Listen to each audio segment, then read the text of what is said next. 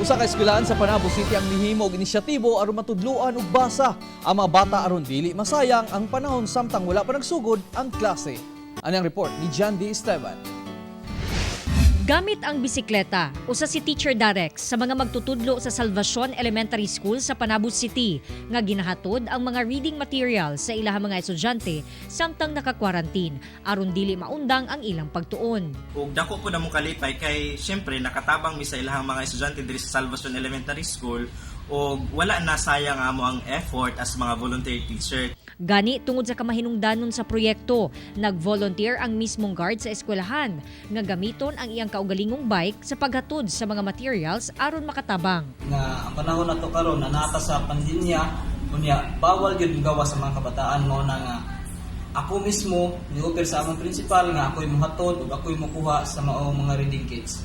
Gitawag ang proyekto og Basakleta o basa og bisikleta isip mga instrumento sa pagtuon sa mga estudyante. Gawas sa paghatod sa mga reading materials, doon na pa'y libreng tsampurado gikan sa LGU.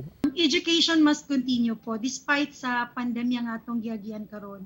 I know na nata sa gadget-driven society karon o kami nga mga magtutudlo naningkamot og maayo, kami sa DepEd naningkamot nga ma-divert ang mga bata nato instead na magsigig dula og cellphone ug mga mobile legend na mga dula, kining among pamaagi gihimo na mo ni siya sa gamayng pamaagi nga matabangan sila na mabalik ang ilang gugma sa pagbasa. Gawas nga masiguro nila nga makakaton ang mga bata sa pagbasa, buot usab nila nga luwas sila sa COVID-19 pinaagi sa pagtuman sa health protocols. Nami dito'y listahan nila nga nagpamatuod nga nikuha dito si bata og lista niyang pangalan ug ang title sa libro naapod mi gitawag na nakatunan na slip nga kung asa mo answer si bata dito nga unsa ang iyang nakatunan sa libro nga iyang gibasa. Gikalipay sa DepEd Panabo ang gihimo sa eskwelahan tungod na kung tabang kini aron masumpo ang illiteracy sa mga bata labi na sa pagbasa. Sa elementary level sa Panabo City, doon na pa'y 288 non-readers sa English, samtang 151 sa Filipino.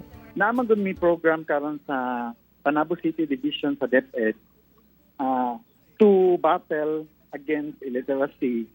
Kaning non-readers, makover na mo until August, zero non-reader na miss. Midunar sab og 1 million pesos worth of reading materials ang LGU Panabo sa DepEd alang sa ilahang programa. Ako si John D. Esteban para sa One Mindanao.